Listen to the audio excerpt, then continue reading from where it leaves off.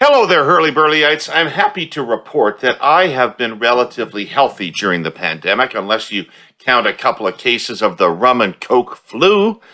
But those were brief conditions, and a cheeseburger was all the treatment that I needed. For most of us living in Canada, access to excellent medical care is something we never have to think about. Yes, that becomes a little bit more difficult during COVID, but the point is the avenues were there, mostly through digital connectivity, and we could adjust. But for over 235,000 Canadians living on our streets, access to proper and dignified health care is a real problem, made even worse by this pandemic. And it's a situation our presenting sponsor, TELUS, has been addressing head on, stepping up their efforts during this public health emergency to leverage their technology and resources for good. TELUS Health for Good joined the frontline fight against COVID-19 by redeploying their mobile health clinics almost overnight in communities all across Canada. Originally set up to bring mental health, primary care, and substance abuse treatment directly to Canadians living on the streets, those mobile health clinics were quickly pivoted to COVID testing and assessment centers and temporary quarantine shelters. On top of this acute phase treatment, the mobile teams were able to create a comprehensive plan of care for each patient, addressing their physical and mental health, substance abuse, and access to a self-quarantine facility. To read some truly remarkable stories and learn about how TELUS supports our most vulnerable Canadians, go to connectingcanadaforgood.ca. And now it's on to the pod proper, my beautiful, handsome, and uniformly brainy Herle Burlyites out there. We have what I think is going to be a superb and deeply affecting show today. It's another two-part podcast. For part one, we've got Chris Arnade, author and photographer of the incredible book Dignity, which I could not put down. If you don't know Chris's story, it's as interesting as what he writes about. In fact, it's intertwined with it. I'm going to talk a little bit more about that when I introduce him in just a minute. For part two of the pod, we'll bring on our political panel, which as always features the fearless and indomitable Jenni Byrne. And this week, in Scott Reid's chair, Peter Donolo, currently Vice-Chair of Hill+Knowlton Strategies, but best known for his sterling work as Jean Chrétien's Director of Communications in the 1990s. Peter and Jenni and I are going to talk about what else? Bill Morneau and Justin Trudeau and Paul Martin and Jean Chrétien. And we're also going to talk about the Canadian Football League, Joe Biden's choice of Kamala Harris, where the wee scandal goes from here, and whatever else occurs to us. We're going to pick up the conversation with Chris Arnade. We are thrilled to have with us on the pod today Chris Arnade. Chris is the author of a book that will, without question, change your perspective on things if you read it. It is called Dignity, and it is an exploration of the underclass of America through the personal efforts of Chris, who left his job as a master of the universe investment dealer, broker in Wall Street, and decided to start hanging out in some of the poorest areas of the United States to try to figure out what was going on in people's lives and how they got that way and what they wanted out of life. Dignity is a really interesting name for the book, and we'll get to that. But Chris is here to talk to us about the book and about what he learned and what its implications are. And thank you for joining us. Good to have you. Thank you for having me. Where are you right now? Upstate New York. I'm about 4 hours from the Canadian-U.S. border. If I just go straight up 86, 87. I moved out of New York City, I guess 6 years ago, and I'm outside of Poughkeepsie. If you drive from Montreal down to New York, you'll pass by me. Right. Okay. And what are you doing there? Why'd you choose that? To be able to do my project, which, I quit my job on Wall Street in 2012, and to be able to live off my savings and focus on poverty, which nobody pays you to do. I had to downsize, and so I moved up out of the city into a smaller rural setting, which fits me anyways. I'm happier here. And we just had to wait for our oldest kid to get to an age where they finished high school so we could move. Right. And what if I could ask you, Chris, what's the COVID experience been like for you down there?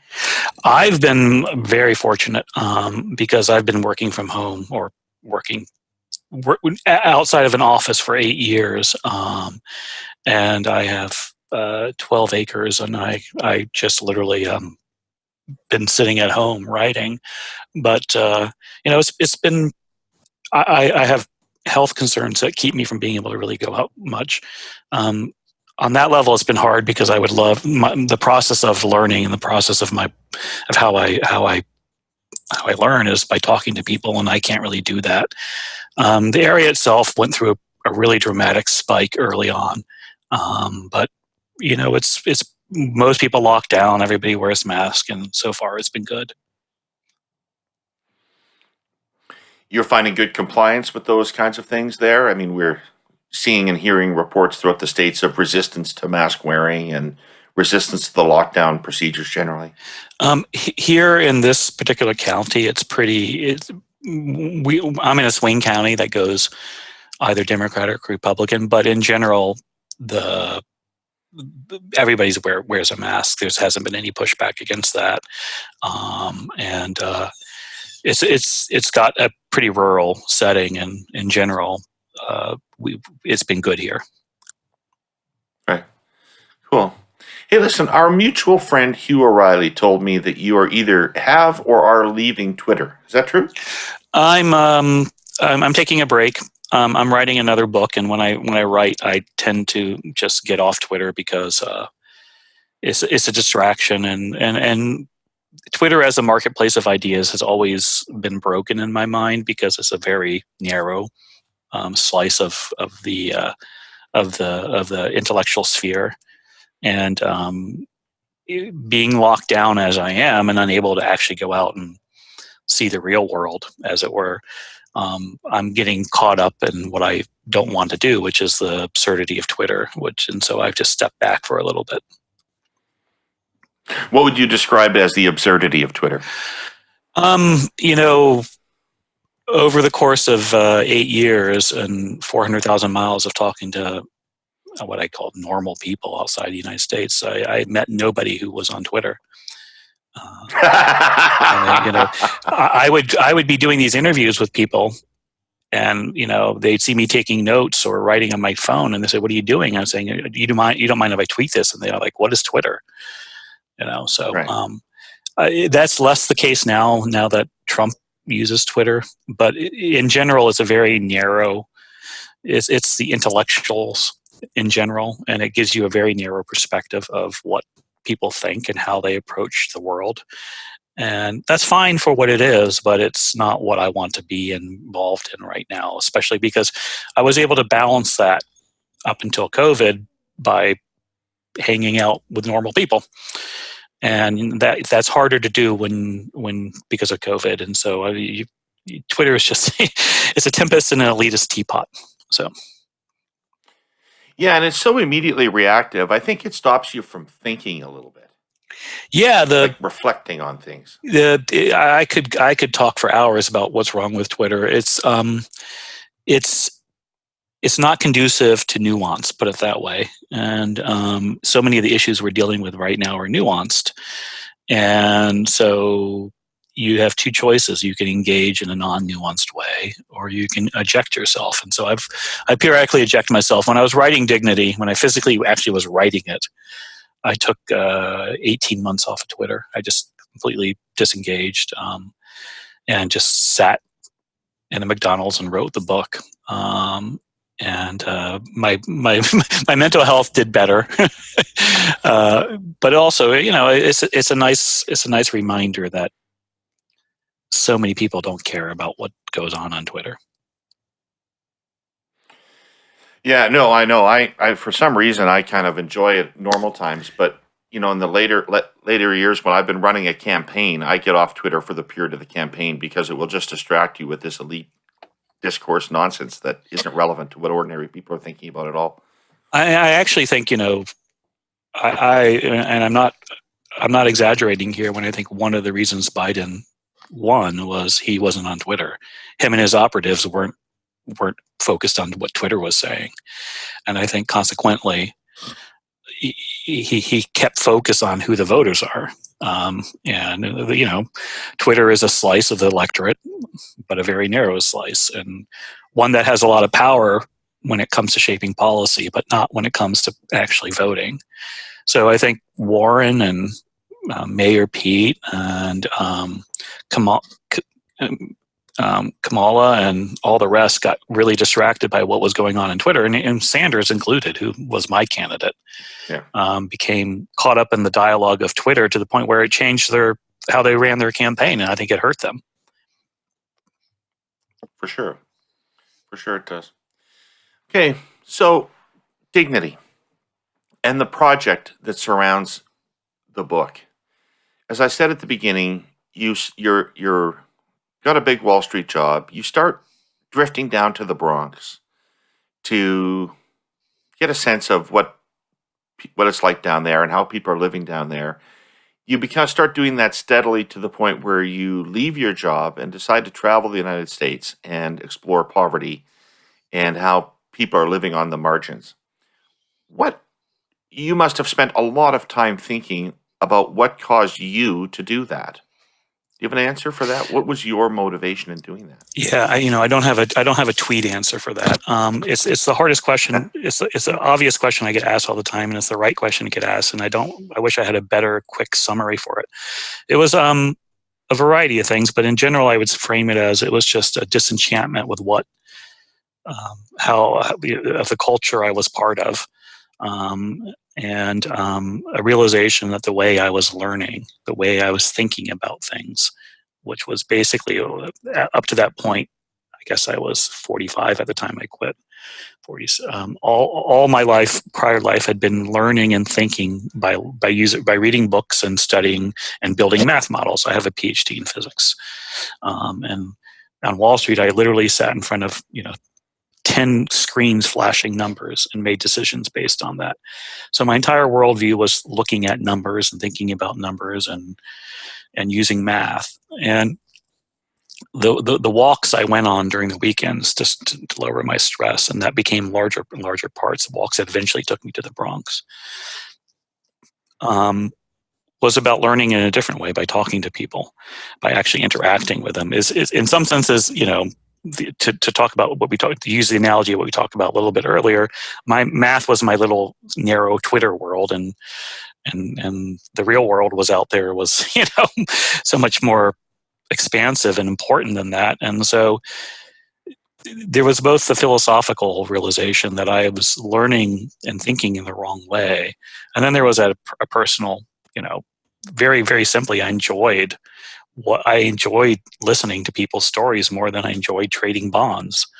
And as my kids aged, and as my job provided me a little bit more money, I had the freedom to choose between the two.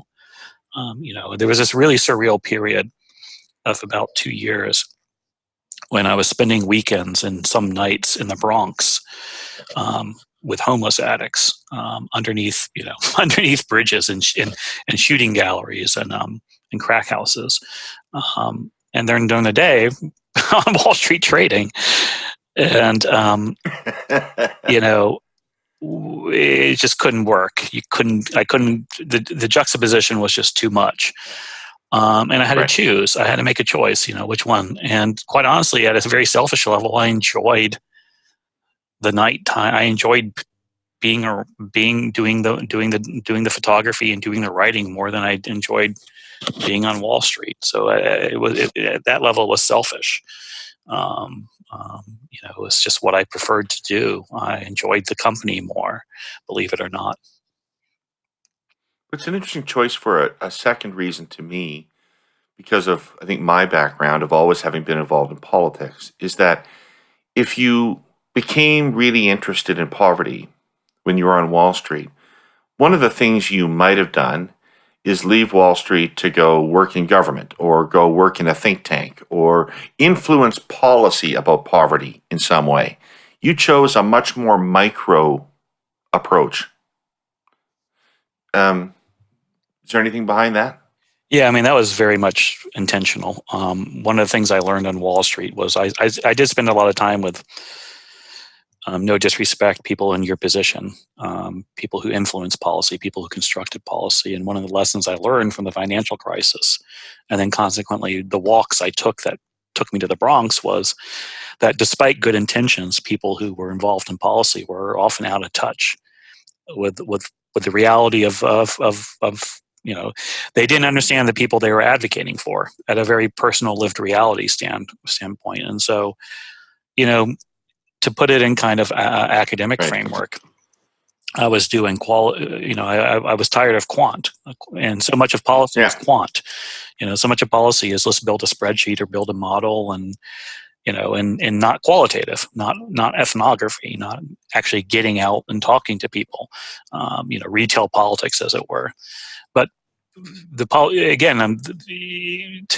break from the political analogy, the people I was talking to don't vote in general. So it was people who most politicians don't bother to talk to because they're not they're not registered to vote. They probably don't vote. But yet they're the people who have to deal with the policy we construct for them, consequently. And so it was kind of a very intentional realization that I think the way we do so much of our policy these days is top down, which is to just kind of look at people as data, which removes their agency, to use a kind of cliche. And to understand people's agency, you really need to, get, one of the things that comes out of my book, I hope, or it isn't explicit, but it's the idea that you hear a lot of political operatives say the phrase, well, people are voting against their interest, which is just an arrogant phrase. Like, how do you know someone, people aren't voting against their interest, you just don't understand their interest. So what's the matter with Kansas? Yes, exactly. And so, it was very much like, okay. And so there were times when I did this where it forced me to change my views, and it forced me to rethink how I thought, and it forced me to reevaluate. If I look back now, if I had pivoted to going into policy, and right when I quit around 2012, I would have come up with policy that I was entirely has been entirely refuted by my research, by my experience. The policy now, I would suggest, is much different than the policy then. So that tells me that, at least at a personal level, I think I did the right thing. But yeah, the think tank approach is very appealing. And at one level, and I don't want to be too burn it all down, at one level, it's just an extension of Wall Street. It's just the nonprofit industry, and it is an industry, is it's just in many cases just vanity projects for very wealthy bankers, with great intention. Some of them, I'm not saying they're doing it cynically, but some of them are really well intended. But one of the things I did, was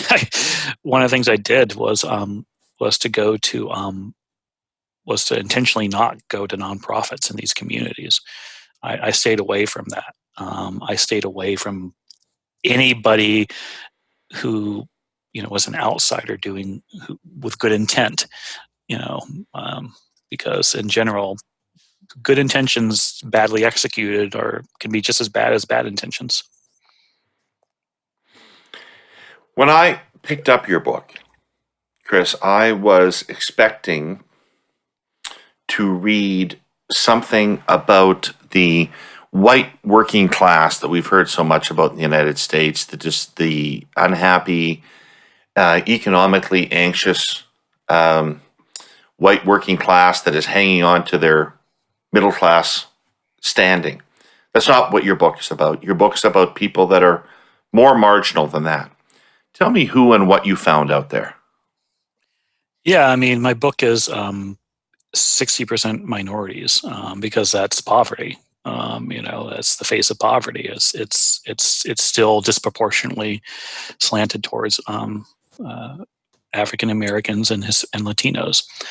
What I found was, hopefully, the title of the book is number one, is dignity. I found a bunch of left behind communities, whatever, every phrase that describes the communities has become a negative phrase, and stigmatized, left behind, a flyover, I found stigmatized communities that are literally not talked about except in negative terms, all over. The joke I say is, the quip I say is, you don't have to get out of the Acela corridor to see this. You just have to get off the Acela. They're everywhere. They're in New York City. They're in Washington, D.C. They're in Boston. They're in Milwaukee. They're in Chicago. They're in San Francisco. They're in L.A. And they're just 5 miles often or adjacent to very wealthy communities. I found communities filled with people who were ignored, who were suffering from economic deprivation, as well as also from being stigmatized as losers, to be quite honest, and turning to drugs as a way to cope with the stigmatization. But what I also found, again, was I found in these communities was a lot of dignity, people searching for dignity, trying to find, the opposite of dignity is humiliation. And so they feel humiliated. A lot of people feel humiliated, and they feel stigmatized. They feel laughed at. They feel mocked. They feel scorned. They feel condescended to, and that's humiliating. And the way you try to deal with that is to find some form of dignity. What mocks them? What condescends to them? The whole system. The whole system is just built around this idea that you think about, not to pick on the nonprofits, which are well intended, but you think about the whole operating principle of these communities is, and the words used from them is that all they need is a little more education and they'll be better. We got to get them more education. We got to get them scholarships to Princeton. This is the liberal answer to everything. Yeah, we got to turn them into us. But the thing is, not everybody wants to be us. Not everybody wants to go, on the university mill and run from one job and live in Williamsburg. I mean, that's nice for those people who want it, but that's not what everybody wants. I was reading a similar book to mine, done by Nick Kristof, who is an op-ed writer for the New York Times, and a nice guy, good guy. Yeah. He cares about these things. But all his book felt very condescending to me. It was like he saw these people who, again, he took away their agency because he saw them all as victims who just needed a little bit more education and they would all be fine. But they don't want necessarily. People don't necessarily want to. We have one form of success, which is this educational meritocracy that everybody has to jump aboard to feel like they're not a loser. And they're told it from early childhood: get more education, go to school, sit at the front of the class, do all these right things. And as opposed to us, the educated class, the policymakers saying, whoa, maybe we should think what people want, how they view life, how they see a successful life, and rebuild society to allow other things like family, like staying in your hometown for your entire career life, like religion, emphasize those things that are not necessarily what I call credentialed forms of meaning, and give people the opportunity to build a successful life while embracing those and not have to define themselves, not it's almost like, again, and this is clearly satire, so it's but it's not everybody wants to be a literary critic at the New York Times. Not everybody wants to be a lawyer for Google or can. And I think that we have this very narrow framework of success, and I think so. The condescending isn't necessarily intentional. It's just it's just a different. It's very hard for me to explain to people that there are two basically forms of language, and you can talk. I call it, front row educated speak. You can talk that way, like I do, and not realize that you're being condescending to people because you just want the best for them, and without really, the problem comes without listening to them and asking them it's the why are you voting against your economic interest thing? Why are you doing something dumb? That's very condescending. That's and they know it. I mean, the people aren't dumb. They recognize when they're being talked down to. But do they have, so the search for dignity, they don't have it, do they, in their lives? And they know they don't have it. I guess I would say is they don't have approved dignity. They don't have approved forms of dignity. So for instance, this is a silly example, but I always use it because pigeon keeping, perfect example. How I got into these neighborhoods partially was there's this hobby. I consider it an art form of keeping pigeons on your roof. You do it in these poor neighborhoods. It was something that was brought over by the old Italian guys in the 1850s or whatever, and then was handed off to the Puerto Ricans and blacks in the neighborhood. If you're poor and you're in the Bronx or Brooklyn, Mike Tyson does it. That's a famous example of it. He grew up in East New York in one of these neighborhoods. You find an abandoned building, you put some old crates up there and you turn them into coops and you collect pigeons and you keep 1,000 pigeons on your roof and you fly them at night or afternoon. It's just really, and then you end up collecting them and selling them back and forth. And you go to pigeon clubs and it becomes this whole, it's just beautiful. And then I noticed these swirling flocks of pigeons above the airs, and I ended up finding the building they're in, and I walked to the top and there's pigeon keepers. And that's how I ended up, one of the reasons I ended up coming to the Bronx. But that's not an approved form of, that's dignified. That's a dignified hobby in my mind. But as one of the pigeon keepers in Park Slope said, the minute white people move into our neighborhood, they love their cats and dogs, but they do hate pigeons, and they make it illegal because pigeons are dirty, they shit everywhere, blah, blah, blah. Pigeon keeping is a dignified art. It's a way. In a lot of people who keep pigeons are people.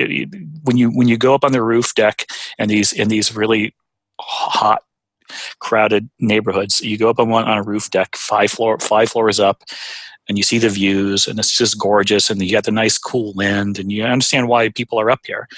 It's a way to stay off the streets. And a lot of the people, there was one guy, his name was Slice of all things, who had spent 30 years in jail, and he was out for 10 years, and this is the way he kept sober. He stayed up on his roof and kept his pigeons, Right. It's a way to kind of, but again, it's not approved. It's not, I see religion as that, as a form of that, as a way that people, it's dignity. It provides a dignified life. I think a lot of people, us secular elites, I include myself in that, don't have a lot of respect for religion. That's another form of trying to find dignity through faith, and there are bad ways of trying to find dignity. If you humiliate nationalist politics, Trumpism, that's drugs. That's another way. One of the things I keep trying to explain to people is a crack house at 2 a.m. is a very welcoming place. It's a very happy. It's a bar. It's a place where you go to be part of a group. It's not, again, it's not something others would say is a dignified form of expression, but in its own way, it's a search for dignity, a search for finding some sort of way to fit in, to elevate your life. It's not the one that anybody wants. Can I read a section from your book? Mm-hmm. So I really found this really quite profound. That feeling of rejection can also come from larger social forces, something minorities know all too well. Racism is multifaceted in its ugliness, and in the sense of rejection by a mostly white, successful society is one of those ugly faces. Growing up black or Latino in Hunts Point, East New York, or the Bronx, or Buffalo's East Side, or Milwaukee's North Side, or Selma, Alabama, means being confined. It means being forced to live in a certain neighborhood, one with fewer legal opportunities, fewer jobs, fewer schools, less money, less everything. It can be isolating and depressing. It isn't just about money. These entire communities are stigmatized socially and culturally. The feeling of being excluded, of being different, is more about what things you own. It's also about what you know, what you learn, how you approach issues. Where does that alienation come from?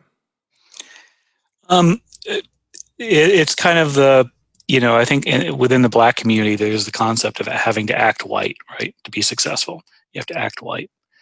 That's Right. we have it comes from how the in group, which happens to be mostly upper class educated whites, sees the world. It's their culture.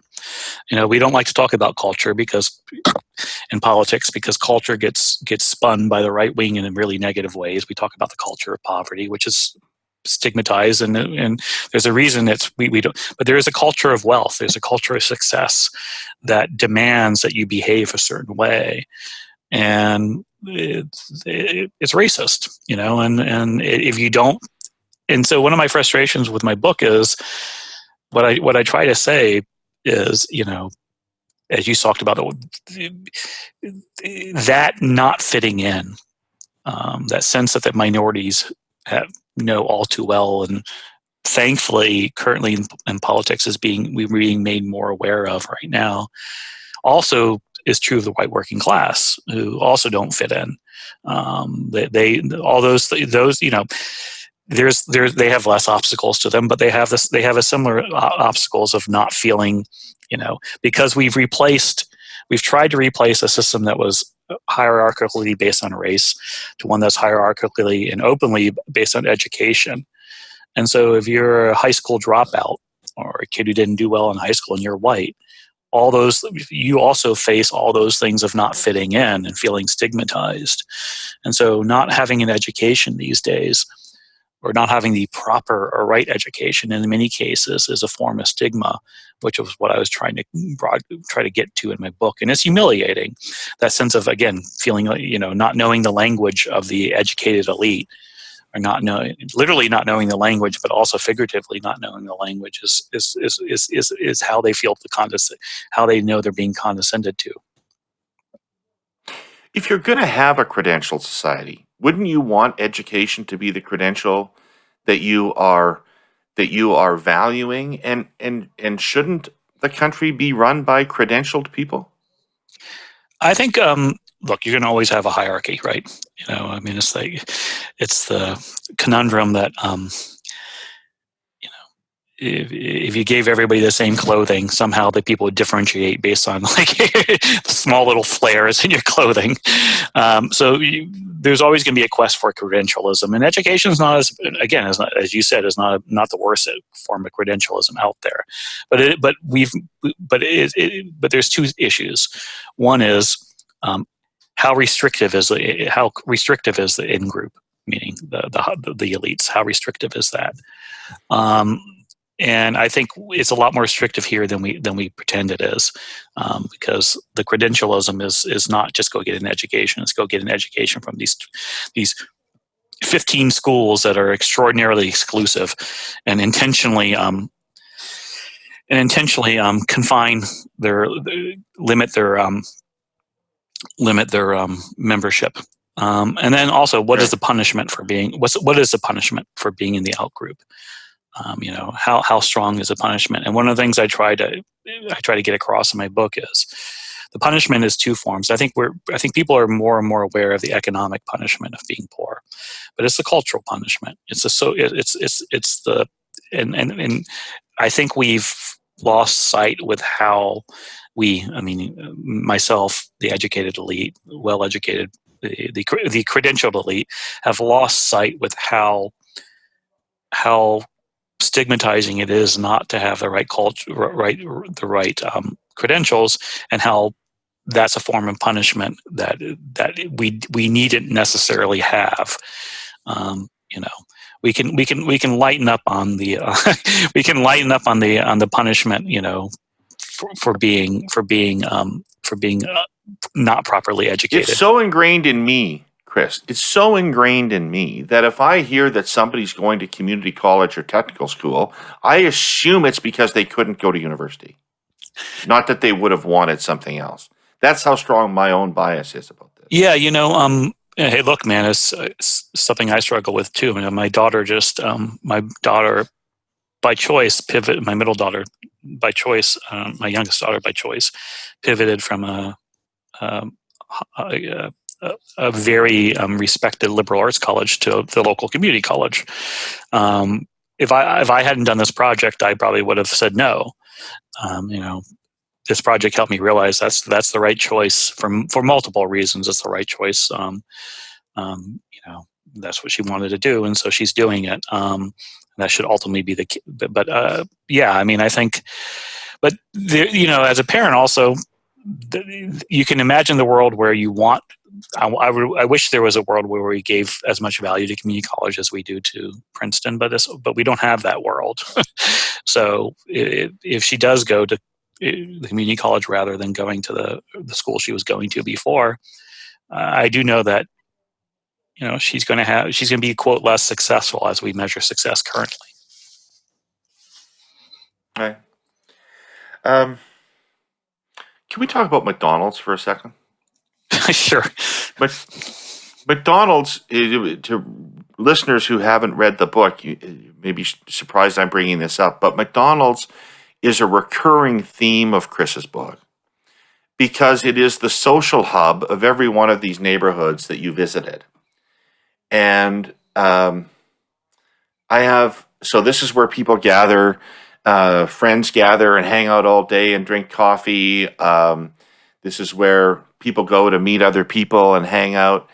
So I had two questions when I read it, one of which is less important but interesting to me, which is why McDonald's and no other fast food franchise? Why is it always McDonald's? Second of all, why are there not other places for them to go? Like, aren't there legions? Aren't there community centers? Aren't there local establishments that people would rather hang out in than the sterile nature of McDonald's? First answer is McDonald's is everywhere now. I mean, they've made a real effort to be in all these communities. Sometimes, they're the only thing standing, and many functional things standing in a place that, certainly in some of the poorer places I went to, they were only the functional thing standing, that had the lights on, that always had the AC working, that and the heat working, and that had power outlets and Wi-Fi and clean bathrooms. Relative to other places, there, for whatever reason, McDonald's just does a better job at being a community center than, say, Burger King does, or Dunkin' Donuts here in the U.S. The food is better, quite honestly, and it's cheaper. It's less expensive, and the free Wi-Fi is huge, and the breakfast thing is absolutely massive. The fact that people come for breakfast, and they're known as a breakfast place. To the larger question is because so much in these other communities have broken down. This is where I'll pivot to kind of more of a traditional anti-neoliberalism attack, which is we've created a world of franchises. We, the Wall Street bankers, distant owners, we've created conglomerates. We've created an economic and cultural environment that, places like Amazon and Walmart and McDonald's thrive in. So we've created this world of kind of cold, efficient business that's driven by efficiency and profits. But then we people who created this don't use them. The Wall Street bankers don't go to McDonald's. The private equity people don't go to McDonald's. They go to their bespoke, upscale coffee place with whatever. And so we've left these places. It's this awful reality that we've created an environment in which McDonald's and Amazon and Walmart thrive, kill everything else, and then we ask, why do people use them? It's like, right, okay, and they use them, like I say, they use them because community matters. And one of the lessons of McDonald's and how important McDonald's are is think about McDonald's. This is what I keep on. This is what why I'm fascinated by McDonald's. McDonald's are designed to be quick transactional. They're designed not to hang out in, and yet people hang out in them. They're community centers, which tells you how much people like to hang out, how much people like community. Right. If you give people a world of banal franchises, they'll make groups and cultures in society and communities built in them because people want community. And that's what I hope is one of the lessons of the McDonald's in my book, is people want community so bad they'll have community in McDonald's. People really want to be around other people. People want It actually made me think better of that company, though, in a way that almost nothing ever has made me think better of that company. I actually because they seemed quite tolerant. Yeah, I have respect for them. I do. I've grown to like them. They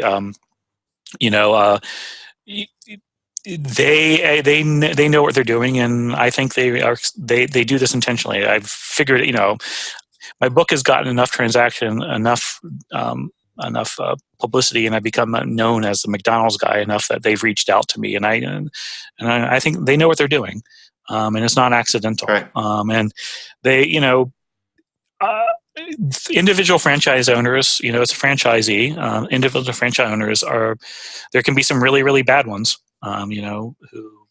but other franchise owners in aggregate are great. And, this is a place where, I started going to McDonald's because the people I was hanging out with, the most destitute, the homeless, were hanging out there. They were accepted there. And one last point on to the question of why not, homeless shelters, why not libraries and other things, which are partially used, and or community centers, is they have rules, man. Someone says like, I just want to be able to walk outside and smoke a cigarette, and and not be told what to eat, and not be told, oh, you should be eating less carbs, or you should be eating less, fat. Just they leave. In general, people. It's a very libertarian thing. They leave people alone, and people like to be left alone. Almost everybody's on drugs. And drug use is epidemic in small towns in Canada as well as obviously parts of urban Canada in a big way. What is behind this? Everybody in your book was on drugs. Yeah. By which I mean crack or heroin. Yeah. Right? Partly it was because I looked at, that was part of the focus of the book. So I did find, unfortunately, I have a skill now of you can drop me any place in a town and I can find you heroin within 3 minutes or so. I'm going to remember that in case I ever need that. Just go to the McDonald's in the poorest part of town. Unfortunately, that's the simple rule. The problem is it goes back to the quote you read, the stigmatization. Addiction is a form of coping with being rejected. It provides a community. That's the one thing I think a lot of people don't want to hear, is that, the recovery community knows that well. The whole AA model is built around providing a community, because that's what drug use is. Communal, by and large, is communal. It's about going, if you walk into a crack house at 2 a.m, it's welcoming. It's a place where people literally know your name. It may be a different name than you use with other people, but they have a name for you, and they get you, and they don't necessarily judge you. And so there's a lot of community there. So it's a double. It provides the community that a lot of people want, but it also, at a physical level, provides kind of a numbing of the pain. Also, it's a relief from boredom. There's a lot of, I think a lot of, and I didn't write about this particularly in my book, but there's a lot of issues of just boredom. The drudgery of a lot of modern life. Without the flair is drugs as a way to pass the time, as it were. And, right. Unfortunately now it's reached a tipping point where it's what people do. It's like, the answer I heard so many times is like, well, I did because everybody else was doing it. It was just a thing to do. And that was particularly true of being in Portsmouth, Ohio, which is a working class white town. Which was just really shocking to see, is how it's just a thing to do, man. Everybody does it. Right, and you have no aspirations that run counter to that.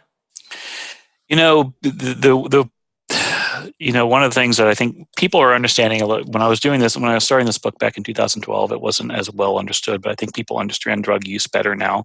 There's been a lot of media has now focused on this issue. When I was doing it in 2012, nobody cared, but thankfully it's gotten a little more attention.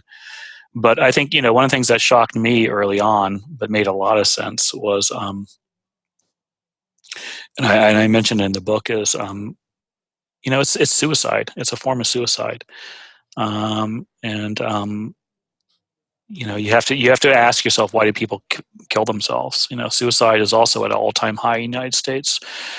And addiction is just another. It's a slower form of suicide, but it's a risk taking. In the last chapter of my book, I believe, is called recklessness, rebellion. It's a form of recklessness and rebellion. It's rolling the dice because why not? Nothing else is working. When someone OD'd in the Bronx, the first person I knew who OD'd, I was shocked when I found out everybody wanted to. The first question they asked was who. The second question they asked is what brand. What's the brand of drug? Heroin comes stamped with a brand name, like Obama. One of them was stamped Obama. That's got to be good shit. Yeah, exactly. The one in particular in this particular instance was called Total Control, which I'll never forget. And so everybody asked, like, what's the name of the brand? I'm like, I'm Total Control. And the reason they want it is because that's good shit then. And so they go out and try to find it. Let me just take that back one step, and that'll be amazing. Right? Yeah. Or let me take that up one step because I'm a pro and I can handle it. That they're just soft. That person was just soft. They didn't do it right. I know how to do it right. So, they take these risks that, like, oh my God, and the salacious, or the story I'll never forget, and I think I've mentioned before, is the woman who was going to do that, who then would write the name of a contact on her belly, on her stomach, and ink. So if she dies, they know she doesn't get sent to pauper's grave. She gets a proper funeral. So these crazy risks that you're like, why are people taking these crazy risks? And it's because why not? Yeah, why not? Life isn't worth living. Is quite honestly, if your life's not worth living, right. And that's a pretty. Again, I just we tend to forget the really salient issue, and people are killing themselves. No other animal kills himself. That's a pretty damning thing to say about the state of our culture. There's it's the canary in the coal mine of something is very, very wrong. If suicides and addiction is a form of suicide, is at an all-time high. Why? What's going on? And that tells you that something is deeply wrong with the country, and that's what we need to think. We need to figure out what that is. And in my mind, one of the things I try to put about it's the humiliation. It's you ask about the credentialism. It's the idea that the punishment for not having the credentials is so high, both explicitly economically, but also culturally, that people feel like, to be blunt, sorry for the language, they feel like they've been fucked over, and there's no point living. So these are not inevitabilities, are they? These are the result of policy choices that have been made over time. And it's been getting worse, correct? Like, I assume you didn't do a longitudinal study, obviously, but I presume in 1975, you would have found something different. Yeah, my way I think about it is, I guess I would say in a nutshell is, when I mention all this, back when I was doing this on Twitter early on in 2015, 2016, 2017, the agitated credential types would always, the well-actually types would go, well, actually, the smarter ones would all ultimately throw up their hands and say, well, what are we going to do about this? This is technology. This is the way of the world. I kept on saying, no, this isn't, we didn't have to get here, like you said. We made a choice we made a conscious decision to put growth and efficiency over all else. It's an easy policy thing to do, because it's to pivot back to our really conversation about quant versus qualitative. It's very easy when your spreadsheet says, "Oh, look, putting this policy in place will increase the GDP 1.5%,"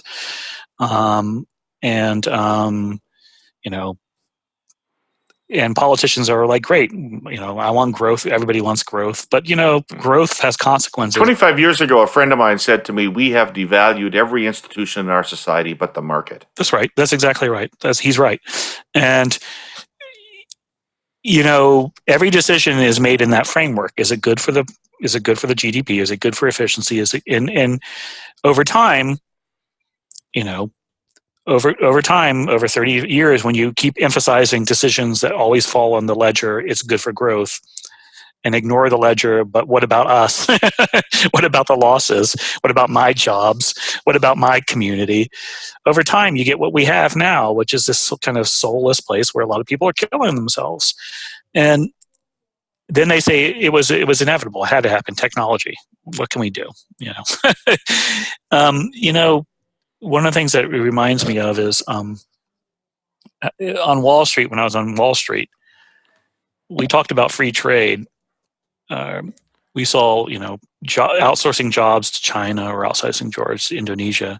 We called it labor arbitrage. We explicitly said it was good because it made more profits for the company. We didn't care what the laboring condition, the environmental standards were in Canada or in China, or the labor standards were in China. We always putting profits over people at every step, and we've been doing that basically since Reagan was elected here.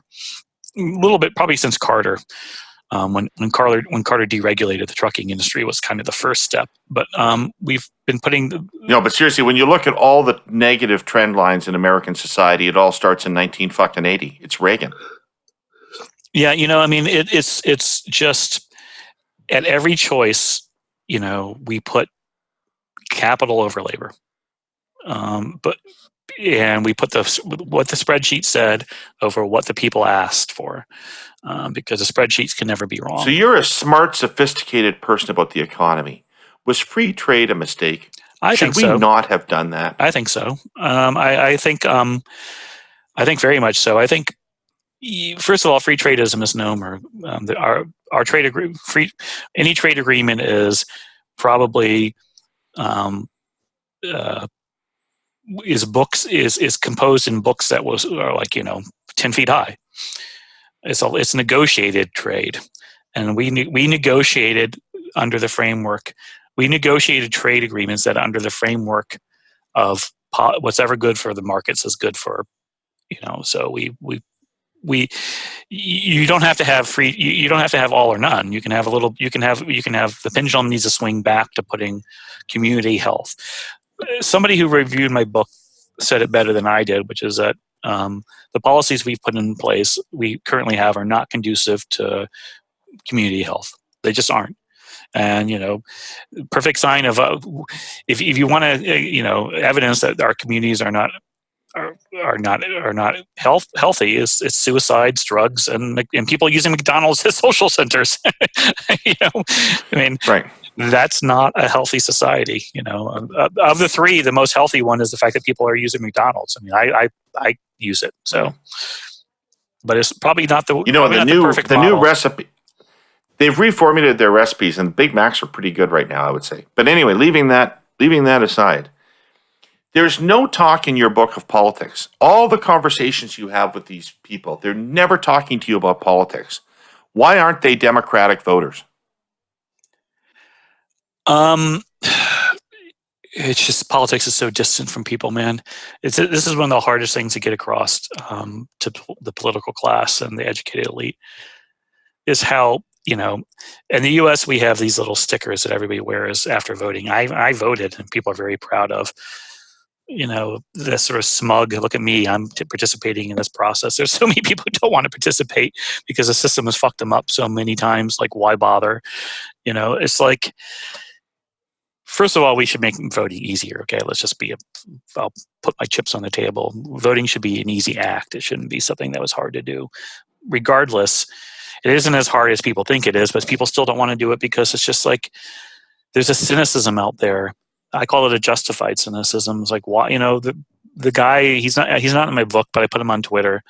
I think he is a black guy in Robeson County, North Carolina. It's one of the counties that I call them OOT counties. So they voted for Obama twice and then went for Trump. He didn't vote. I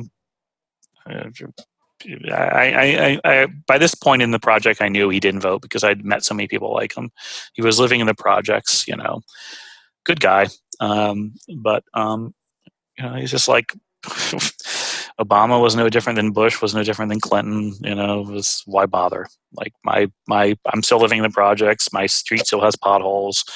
We just had a hurricane here, and then nobody's done anything. And like, why? I'll put words in his mouth at this point, like, because I've heard it so many times. Like, why go into the courthouse or the elementary school to put my name, to sign a piece of paper, to maybe go have to do jury duty because I don't fucking why I have an outstanding warrant. I don't want to be anywhere close to the fucking courthouse. The courthouse and all those institutions have given me nothing but sorrow, man. Like, why am I getting involved in this? Like, fuck that. Like, what's in it for me? Thomas man? Frank was on the podcast. You know Thomas Frank? Yeah. Yeah. And he was on the podcast, and he said that if the Republicans govern for the 1% of the population, and they do, that the Democrats govern for the top 10% of the population, the professional and managerial class that surround the 1%, and that 90% of Americans have no effective political representation at all. He's right. I mean, he's right. That's exactly right. I call it the front row in my book. The educated elite, they're all the same. Sure, they have different,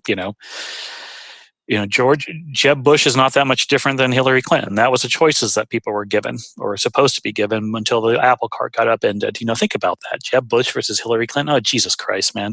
Like, it's like, that's just two different forms of blah. Okay, you're the same person. You both love immigration. You both love free trade. You both love Wall Street. Fuck this. Like, you both, and again, so Jeb cares a little bit more about the Google, I can't even say that anymore, not the Google CEO. He cares a little bit more about the Exxon Mobil CEO than Hillary does, and Hillary cares a little bit more about the Google CEO than Jeb does, but they both care about the CEOs. And Hillary cares more about the faculty at Princeton than Jeb did. Jeb cares more about the faculty at Yale, probably. I don't know. And so what? That's how people see it. It's like, who cares?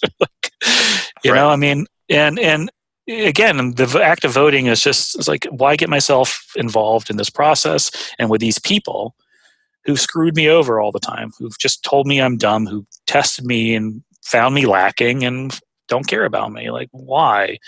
I call it, again, it's justified cynicism. Like, why? I mean, voting is not, especially, you're not going to change the world with one vote. I'm sorry to say that. That's the hard, cold reality. You just, why get involved, man? And so that's a mindset of so many people. And like, you have to differentiate yourself. You have to really differentiate yourself. And Hillary did not differentiate herself enough from, Bernie did to some degree. He had a chance, but it didn't work. So I don't believe that I make as much money as you did on Wall Street, but let's lump us together in a certain category of people, of affluent people. Why don't we understand how affluent we are? I have endless conversations with people in my social circle that are so revealing about, people who are sending their kids to private school who don't think they're affluent or wealthy, who are still bitter about tax rates, who are still angry about themselves getting ripped off, and have no concept of the people that you wrote about in your book even existing. How's that happened? I remember my first paycheck on Wall Street.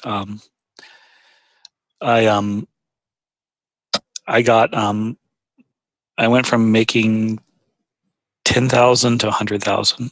I literally went 10 times up. And I remember, getting my bonus. I got a bonus, and Wall Street, you get paid a bonus every year. And we know. Even after 2008, you get paid a fucking bonus. A big bonus after 2008, surprisingly.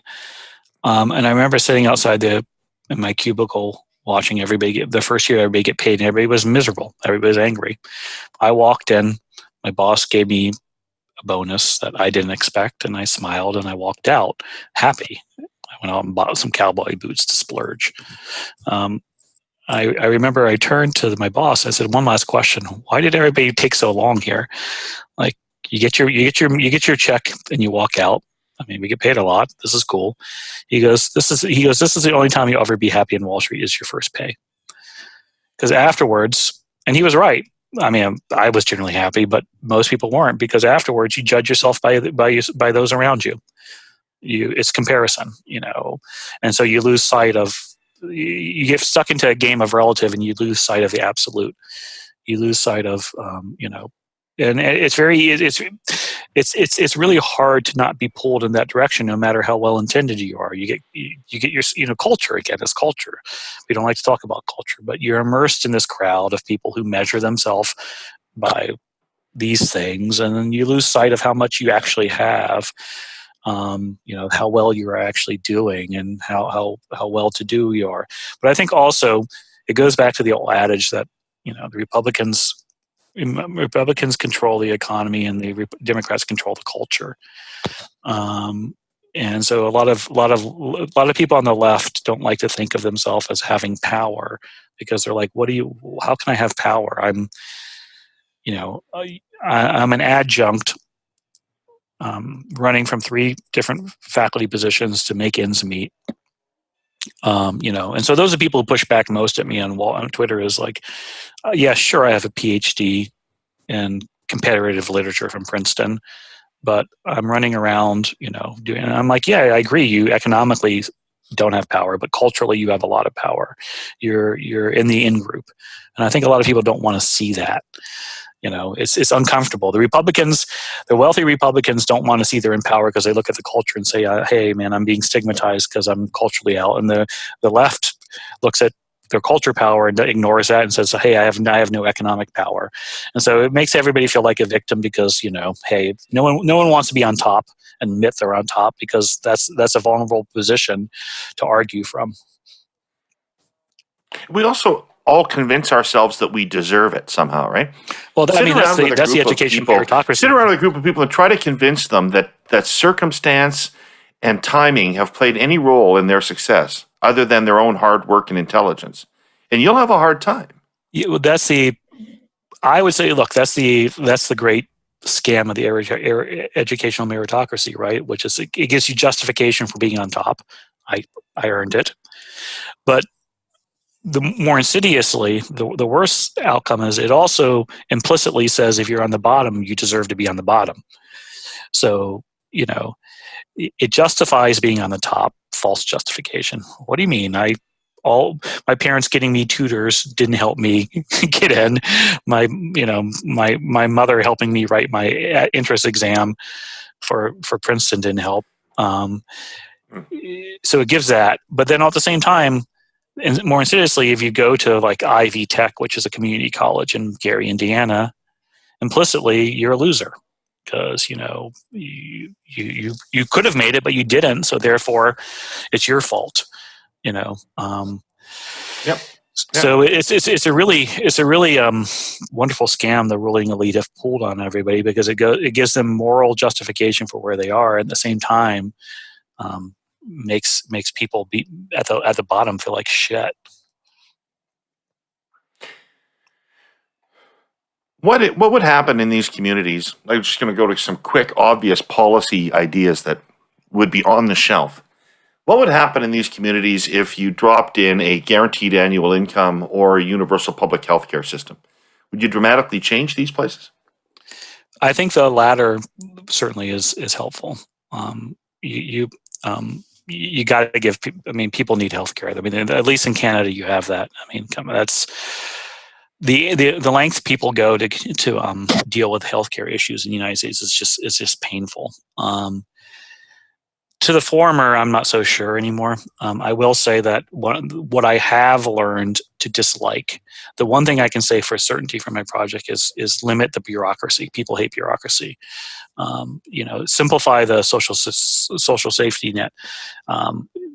Pivot away from all these programs to more local control of allowing people to cut the red tape and simplify the help we give people. So to that degree, I'm all for cash handing people. But I think the problem about providing meaning, providing an integrated community, I'm sorry, is I just think UBI falls short. Now, I hope I'm wrong on that. But can you have any of that before you have a roof over your head? I've seen homelessness in person. I've lived in an area that had a lot of homelessness. I walked through that area every day, and I saw people rapidly deteriorate on the street, Chris. Okay? People who were just hit the street and were, they seemed normal. They seemed, why are you living in a house? Why don't you have a job? And then months later, they're very different. Yeah, I'm for expanding help to the poor. But I want it simplified, though. I think you need to give, instead of the myriad of programs we have, you just need to give people money. But again, I'm not sure that solves the larger issue of the problem is there's the problem is there's that's harm reduction. I'm all for harm reduction, but it's not necessarily solving the problem. I think the uncomfortable thing I didn't talk about in my book, you use the word underclass, which is fair, which is what I talk about. But there's the working poor, and then there's the underclass. And they don't necessarily like each other. And once you start, and I think people don't, that's missed, that's glossed over in my book. And I think that's missed in a lot of analysis of politics is, you can have a working class community that has 10 houses on it where everybody works hard and does their best not to, whatever. And then you have that one house that has a police called at 3 a.m. and people coming in and out of it. And, that creates some antagonism. And so why can't you build a political party of that's focused on all the working classes, because the working class has a lot of differences in it and a lot of anger between it. A lot of the pushback to my book about a more sympathetic view of the underclass comes from the working class, who well, wait, look, man, I got a relative and they've given me nothing but problems. And I'm sorry, I'm not going to give them, I'm not for cash handouts, because the person who should be for cash handouts, who is going to bounce between them, is not for them because they know somebody down the street who is on them and they're not that person. So there's a lot of antagonism. There's a more nuanced view of it's one of the great underclass. It's one of the great accomplishments of conservatism, in my view, is to convince those people that they're each other's enemies. Exactly, and I think that that process between the underclass and the working class is a lot more complex than I certainly wrote about in my book, and it causes a lot of problems. You help the underclass, you piss off the working class who feel like you're giving something away. Yes, exactly. So, but I am for expanded health. Social safety net. I mean, look, the biggest outrage here in the U.S. is our healthcare system, and it's not even close. It's embarrassing as hell that we have the system we have. It's the stories I could have told about people suffering from the lack of our healthcare system that hopefully don't happen in Canada are just abysmal and just just everywhere, and it's just really depressing. It's barbaric. Yeah, it is. I mean, and there's really no single policy choice you can make to better the U.S. than simply changing our healthcare system. Last thing, because it's only the last thing, because we've gone on. I've taken up way too much of your time. Is race. So, race is the most topical, top of mind thing other than COVID right now, and maybe including COVID, both in Canada and the United States. And there's a lot of top 10% looking down on working people and lower classes as racist, and where all this racism comes from, and people, the university educated, can feel kind of superior about all this and fight about racism on campus and stuff. But your book showed me white people, black people, and Latinos all getting along pretty well in the same community. I didn't see racism in that level in your book. Yeah, the underclass is a little less racist than the working class because, they're all. I mean, I think as somebody quipped to me once when I went into a crack house and it was like a Benetton ad. It's the UN of losers here. It's a little bit more accepting. There are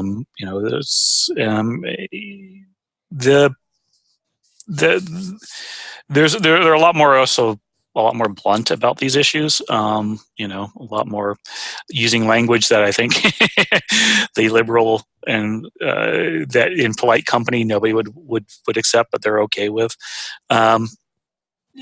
There's a certain acceptance once you reach below a certain level that is just mandated by the reality of the situation. You got to work together because you're all in this together.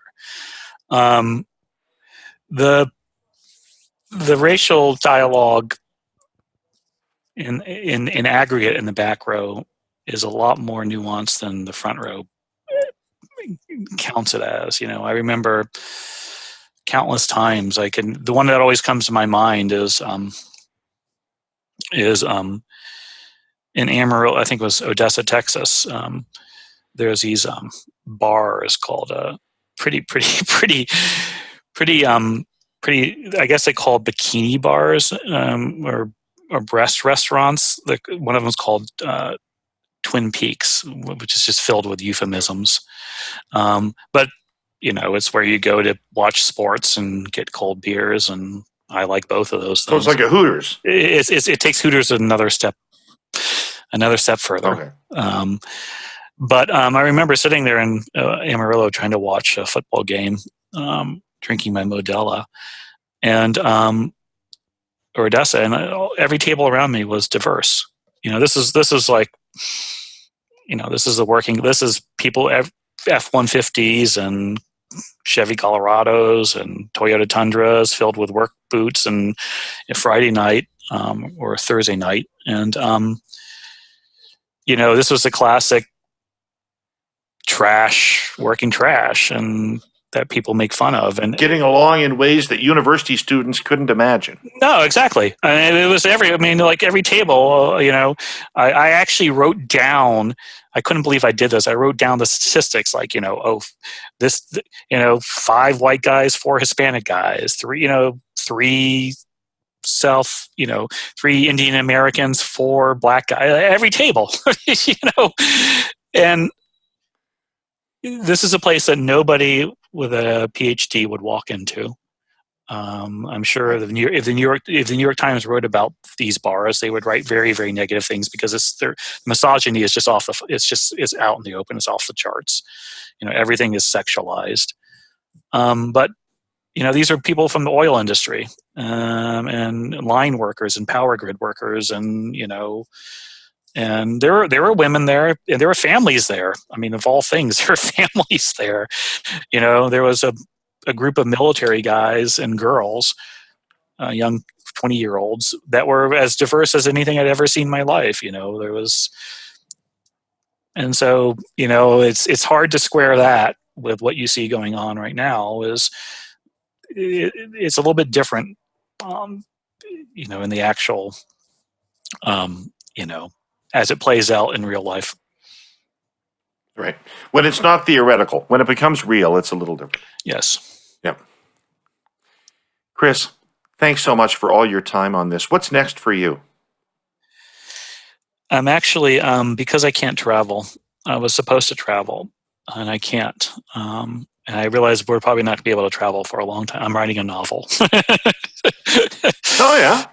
Yeah, so basically stuff I couldn't put into this book. A lot of the advantage of a novel is I had to change a lot of names to protect things, and there are some stories I kept out because I don't want people to, they did a lot of legal stuff. When you fictionalize things and you combine characters, you can tell your experiences in a different way. Great. Thank you so much for coming on. I hope I get a chance to talk to you again, and I hope that a lot of people absorb the message of your book, because these things are being exacerbated all the time, and it will ultimately lead even to ramifications for the affluent who are ignoring these concerns right now. But in the most immediate, there's a lot of people in crisis out there, and I hope our political system becomes more responsive to that as a result of the work you're doing. Thank you. And thank you very much for having me. If we've learned anything over the past few weeks, it's that in times of crisis, governments matter. So if you've never heard of Queen's Park Today, it's one of Ontario's most trusted news sources for political insiders and for people who actually need to know what is happening at the legislature every day. Whether it affects your business, your stakeholders, or the health and safety of your family, Queen's Park Today is tracking the ongoing developments in Ontario. The newsletter lands in your inbox first thing every morning, so you can start your day off already ahead of the game. During a crisis, the importance of governments increases dramatically. The only way to really get the detailed boots-on-the-ground coverage you need is by subscribing to Queen's Park Today. There's also BC Today and Alberta Today, which are great for people who want to know what's going on out west, but don't have the time to follow it closely. To get a free 2-week trial of Queen's Park Today, BC Today, or Alberta Today, go to politicstoday.news and hit the free trial button. That's politicstoday.news/free trial.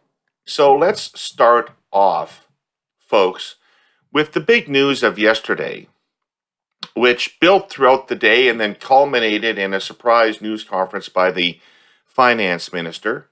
We all know what the official story is. Peter, let's start with you. How do you think this actually went down? Well, it was really bizarre yesterday to be kind of like watching a finance minister at 7:30 holding a news conference saying that he wants to leave and go and head up the OECD. And it was totally bizarre. It doesn't make sense. It doesn't add up. There was this whisper campaign, or this media campaign against Bill Morneau in the last week, which, I actually think was pretty disgraceful. If anyone was going to be fired, it should have been the people who were out there bad-mouthing him. But in any case, that went on, and then it culminated yesterday. And the PM and Morneau met in the morning, and it took all day for them to do nothing. Listen, Morneau was not. Morneau had a difficult time as finance minister. I think it proves the adage that you don't put a beginner in a serious job. He was the first finance minister in 100 years since Robert Borden's government, who had no previous political experience, and it showed.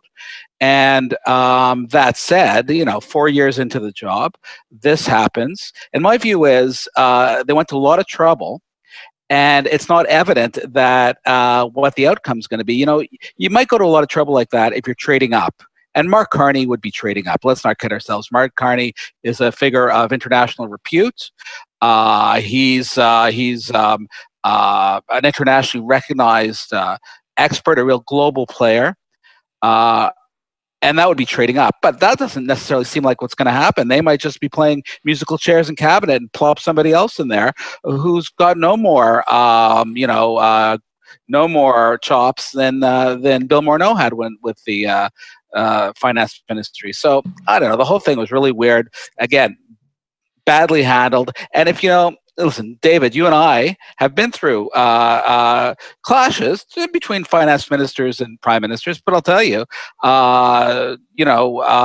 when it came to a head between the PM and Paul Martin, it was well into the later last years of the government. First of all. Secondly, PM never would have undercut a finance minister, or Mr. Chrétien never would have undercut a finance minister the way this played out over the last week. Certainly didn't. Jenni, you were involved when you were in the PMO with managing finance minister PMO relationships, also through times when decisions had to be made that were unprecedented. How What's your take on how all this went down? I'm the same as Peter. This is so strange on a whole host of levels. So you can believe the official word that Morneau is just leaving on his own because he wants to be Secretary General of the OECD, which I think is probably off the table. Or you can believe that he and that they wanted him to stay. But at the end of the day, even if you believe that turn of events, it means they met in the morning. Morneau said he was resigning 12 hours later, and no one in government decided to make any efforts to actually have another finance minister in place and make any statement on it. So Morneau went out there. No one really has said anything. Like, we are a G7 country now and does not have a finance minister. So even if you believe the sequence of events, which I don't think is true, I agree with Peter that they have been trying to push him out. And I think they nudged maybe just a bit too quickly they weren't quite ready for him to make the plunge. They at least had 12 hours to figure out where they were from start to finish. And now we're close to 24 hours since the two men met. So very sloppy. Yeah, I think that he went in there intending to leave. I think that I think that when the Globe story came out a week or so ago, whatever it was, with all those sources rang true to me. It didn't sound, Peter, like the kind of disgruntled periphery people that claim themselves to be insiders. It felt like it was real insiders. And it was very specific attacks on him. This came after the very lukewarm defense of him in the WE testimony, the news about Carney. And they went a couple of days after that Globe editorial and Globe column, and I presume that they did not feel the kind of reaction from the PMO that they wanted to feel. And then they started firing back and putting out his version of events in Reuters and in Bloomberg.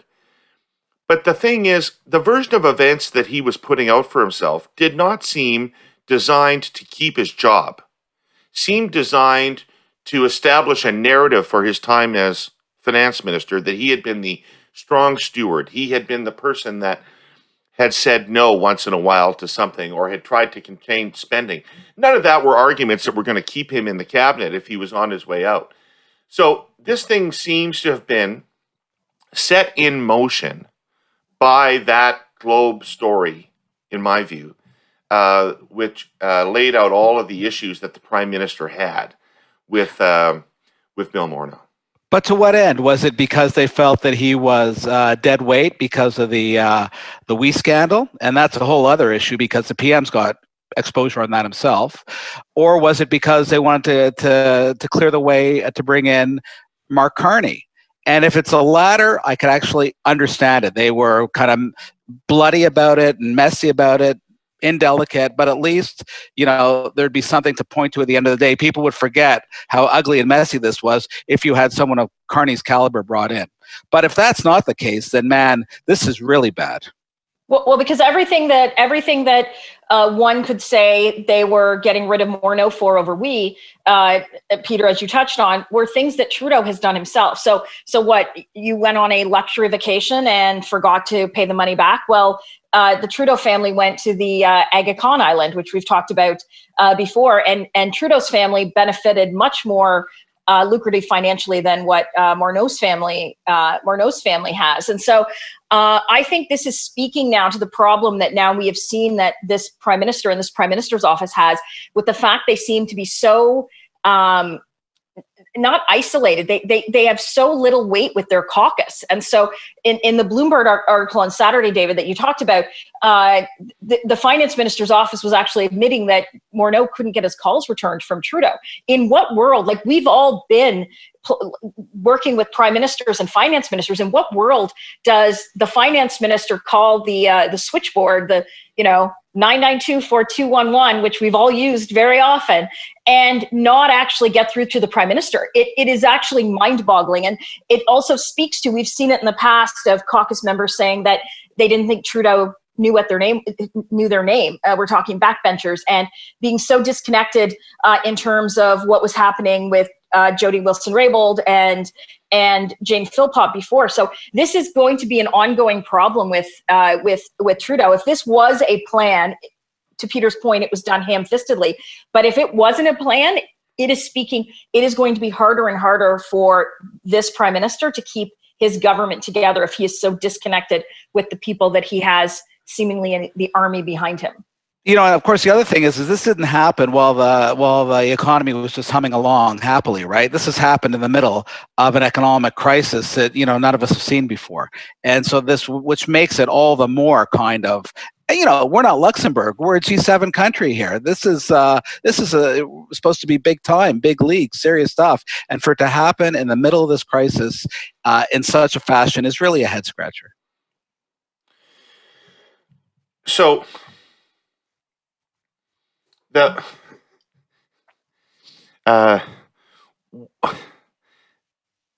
Let's assume it isn't Carney. And they have to go inside. Do you think they're going to go with Freeland, or do you think they're going to go with somebody else? Well, the media today are saying what I read earlier today or last night was the two that within that they're looking at are Champagne and Freeland. I think everyone assumes it will be Freeland, first female finance minister. I don't know how she can do that. Like, to go back to Peter's point about not having a finance minister right now. Am I wrong, or are they not supposed to be this week or something rolling out the new EI program, the replacement for CERB? And this transition off of CERB onto whatever the new revamped EI program is, and a supplementary program for gig workers, for many, many people in Canada, this is a fundamental piece of their economic security right now. How is this going to go? I mean, I don't know how this goes down, first of all, with a new finance minister in place, but I don't think that this is a part-time job right now. We have to develop an economic recovery plan. We have to have new and imaginative ideas about that. We have to develop a budget for the fall. How can Chrétien do that? Let's acknowledge that she's a super talented person. I think she is. But how can she possibly do that, given her other responsibilities? Well, obviously, she can't do everything. She can't have both jobs at the same time. COO or deputy prime minister, whatever they call her. She'd have to do one or the other. And so you're talking big shuffle then. Then you're immediately into big shuffle territory. Well, I don't know if you're immediately into big shuffle because, the deputy PM job is some prime ministers have had them, others haven't. Although this prime minister seems to like handing off the detail work to somebody else. Well, that's what happens when you shoot yourself in the foot. You end up with a big hole, and they got to fill it. And I think that she would be the most kind of reassuring to. We haven't even don't even know what the impacts of this is on markets. But as you guys know, the economy is like 90% about psychology and confidence, and this is not a confidence-inducing step by any. If it had been a more seamless transition, might have had neutral impact. If it had been a seamless transition to Mark Carney or somebody of his caliber, then it would have been a big positive plus for the government, in my view. But that doesn't look like it's happening. So, but they need to move fast. You're right. The other thing I should have mentioned was not only is this in the middle of this crisis, but it's like weeks before there's supposed to be a budget delivered, which budgets take months to prepare. And a budget in this kind of climate would be even more important. So yeah, whether it's I think Freeland makes the most sense because she's senior, she's hefty, she's well known in the quarters of power internationally. I think that makes the most sense. Also, she gets under Donald Trump's skin, which I love, but that's another matter. The other guys, Champagne or Duclos, they're I don't know, they're competent, but this is a big job and it's a big moment. Yeah, if I were Jenni, her, I wouldn't want it. She's got a great gig going right now. She is deputy prime minister. She's ultimately involved in whatever she wants to be involved in, but she's got no line item responsibility. She doesn't have a line ministry. She has a great job. If I were her sitting right now, I'd be going, fuck, pick Carney, pick someone else other than me, because this is really good for me right now.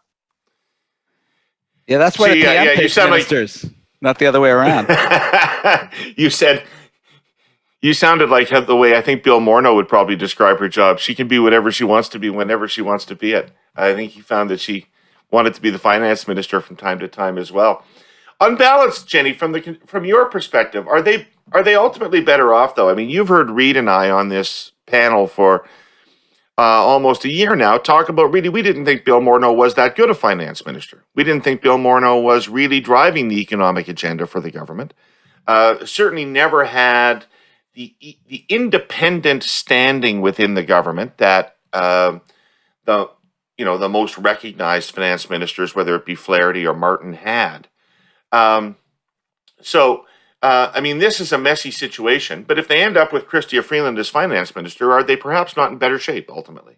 I guess we'll see. It's who knows. I thought Morneau really stumbled in the summer of 2017 when the small business tax changes he tried to bring in. But this was this government that reappointed him. Peter, you said it's 4 years. It's actually close to 5 years he's been finance minister for. So I think it says more about Trudeau in terms of having the independent stature that, not having it the same way as what you said, a Paul Martin or what a Jim Flaherty had. That speaks to this government. This government ultimately, regardless of what people want to say about past ones, is proving to be the most centrally controlled government, seemingly, at least in my lifetime.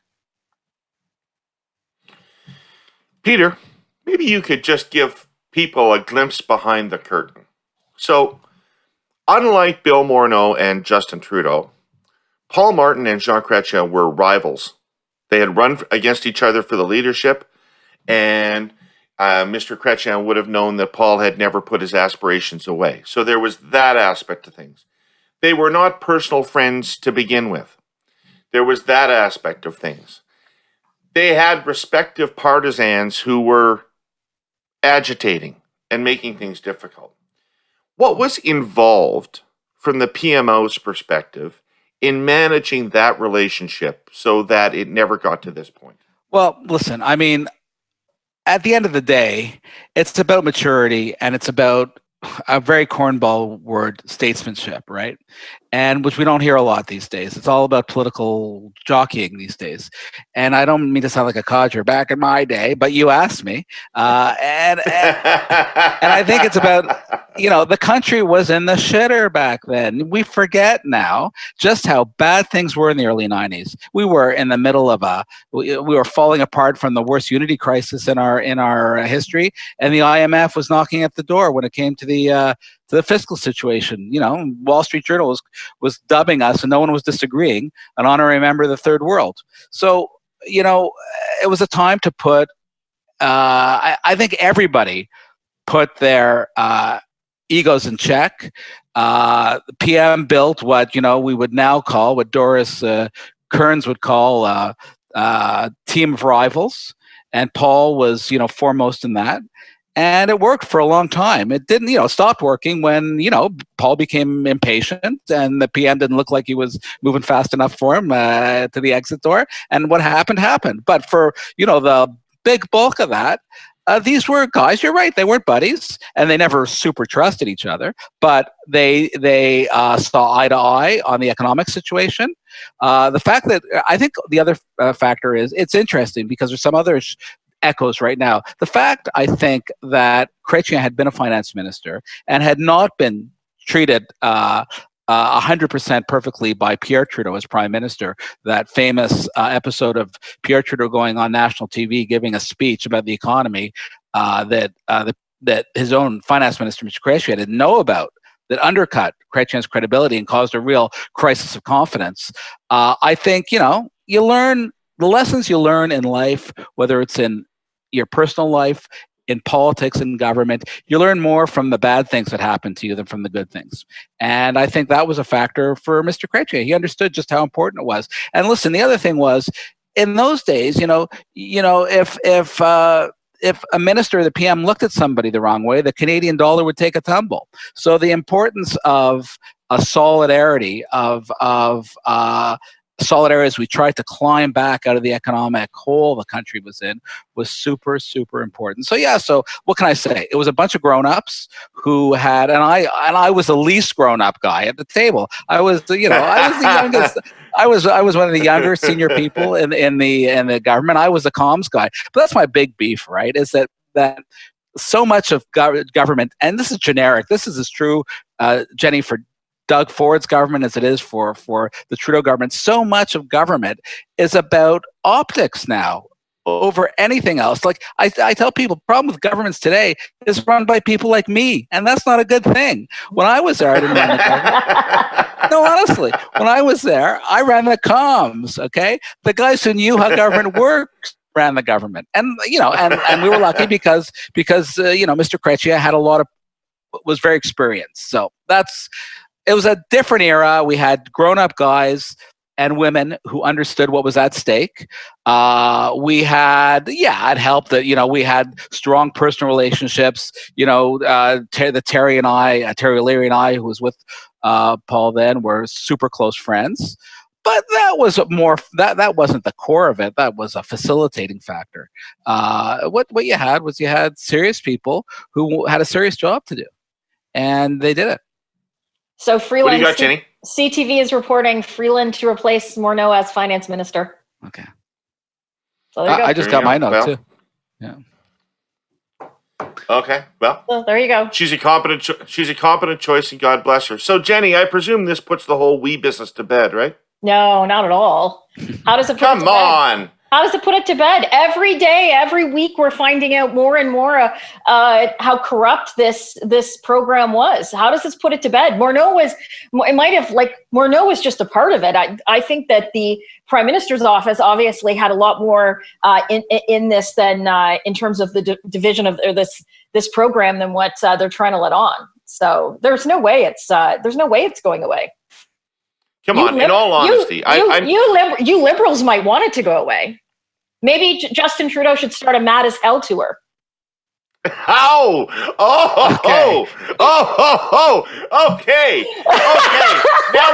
Now we're playing for keeps. She's been working on that all week, obviously.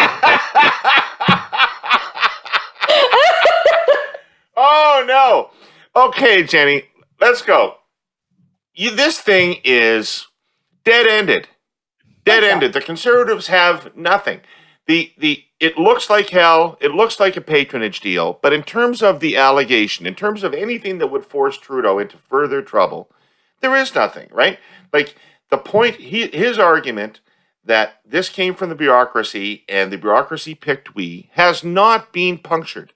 It may look dubious, just like Morneau's excuse about the OECD. But like Shugart came on the committee and they were unable to break Shugart. And, you've been saying that the bureaucracy is going to talk and the bureaucracy is going to react to being thrown under the bus, but they are accepting their assignment and they are backing the government up. And in that circumstance, I don't know where it goes. Well, the government's got to provide documentation now. So anyone that's worked in the Prime Minister's office knows that the bureaucrats for any form of program funding are going to put their recommendations through on paper. They're going to put it in a memo format. And so if this government truly, because Shugart did a lot of dancing, it was not a clear cut. There was a lot of meandering and dancing. And so if this government truly, this program was recommended by the public service, they would release the memorandums to cabinet into the Prime Minister's office. Stating that these were the only delivery mechanisms of the program, because the fact that they are the only so-called delivery mechanism, that has been shot full of holes when we find out now that they had no French capability and actually hired a government relations firm to deliver the program in Quebec and Francophone speaking communities outside of Quebec. Yeah, listen, this thing isn't over, and the PM is as exposed in a sense as Morneau was. it sort of reminds me of a kind of a weird amalgam of the sponsorship scandal and the gas plant scandal in Ontario, in the sense of, like the sponsorship scandal, I can picture in my mind, the sense that this is super urgent. We're at war. We got to get this stuff down, through the pipeline, and that leads people to take shortcuts and make judgment mistakes and not get called on them, whether it's public servants or political people. And so that's what reminds me of that during war, there's always wartime profiteers, and that's the problem. Okay, and what reminds me of the pipeline now I'm really aging myself, of the gas plants scandal in Ontario, is minority parliament with a really empowered and kind of crafty group of opposition members controlling a parliamentary committee who are asking for the moon and the stars in terms of documents and getting them. Okay, the government handed over 5,000 pages of documents to these guys a couple of weeks ago. I'm sure they're sifting through that stuff now. What's really important here is the PM and the government created a narrative about how this happened. That narrative better stand the test of this documentation, because if it doesn't, there's going to be problems. Well, now, the government, just one last thing on this, because the government benefits right now from, and will benefit for several months moving forward, from the fact that this is like a pimple on an ass, in the sense of a much larger preoccupation of the public, which is the pandemic and the economic crisis.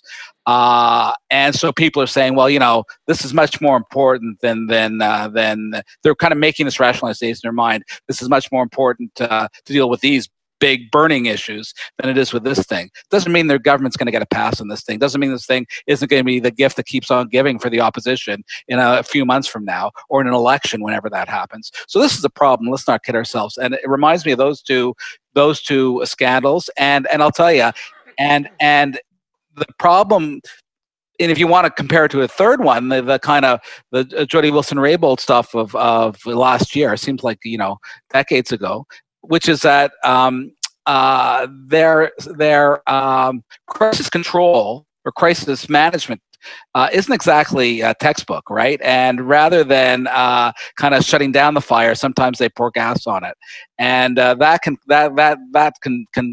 spark a blaze any moment. So for all these factors, I think, for all these reasons, I think this thing is not over yet.